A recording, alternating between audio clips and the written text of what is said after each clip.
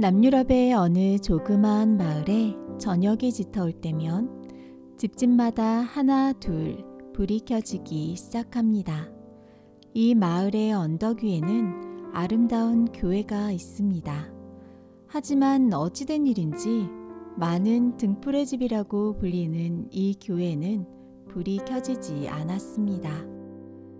400년 전 어느 공작이 지은 교회인데요. 그에게는 10명의 아름다운 딸이 있었다고 합니다. 공작에게는 사랑하는 딸들이 자라나는 모습을 바라보는 것이 무엇보다도 큰 기쁨이었습니다. 그런데 딸들이 자라서 하나씩 결혼을 하며 떠나게 되자 공작은 매우 큰 슬픔을 느끼게 되었습니다. 사람들의 위로에도 그 마음의 허전함은 채워지지 않았습니다. 집안에 딸들의 자리가 제각기 있는데 어느 한 구석이 비면 집안은 어둡고 쓸쓸하오. 이런 아버지의 마음을 아는 딸들은 크리스마스 때마다 모두 돌아와 잔치를 베풀어 공작을 기쁘게 해주곤 했습니다. 그런데 10명이나 되는 딸들이 있었지만 그 중에 한 명이라도 오지 못하면 아버지의 마음은 그 딸을 생각하며 쓸쓸해졌습니다. 아무리 아름다운 음악을 들어도 사랑하는 딸의 목소리를 대신할 수는 없었습니다. 그러다 나이가 많아진 공작은 후세에 남길 만한 무언가를 하고 싶었습니다. 고민하던 그는 마을이 내려다 보이는 언덕 위에 아름다운 교회를 짓기로 합니다. 사람들이 그곳에서 하나님을 예배하고 위로를 얻게 되면 좋겠다고 생각했기 때문이었습니다.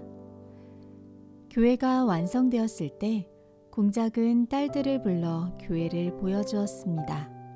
교회는 너무나 아름다웠습니다. 아름다운 교회의 모습에 모두 감탄하고 있을 때 누군가가 물었습니다. 그런데 아버지, 등불은 어디다 걸죠?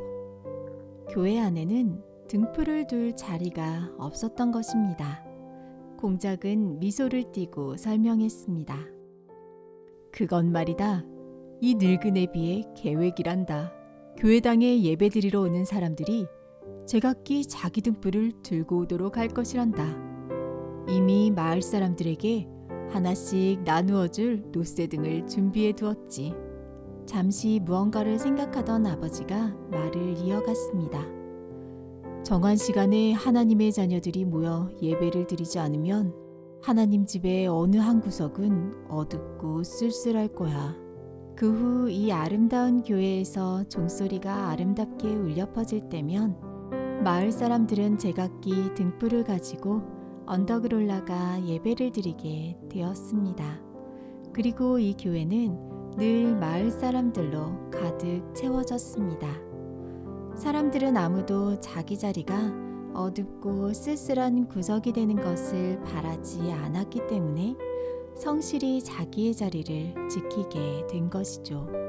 교회에는 우리의 불을 밝혀야 할 각자의 자리가 있습니다. 예수님은 99마리의 양이 있을지라도 한 마리의 잃은 양의 자리를 채울 수는 없다고 말씀하십니다.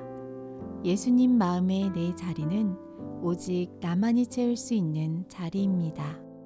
실물교훈 187페이지는 말합니다.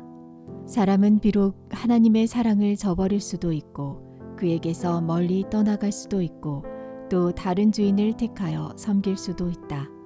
그럴지라도 그들은 하나님의 것이며 하나님께서는 당신의 것을 찾고자 열망하신다. 그는 이렇게 말씀하신다. 목자가 양 가운데 있는 날에 양이 흩어졌으면 그 때를 찾는 것 같이 내가 내 양을 찾아서 흐리고 캄캄한 날에 그 흩어진 모든 곳에서 그것들을 건져낼 것이라. 비유에 나타난 목자는 한 마리의 양, 곧 가장 적은 숫자의 양을 찾기 위하여 나아갔다.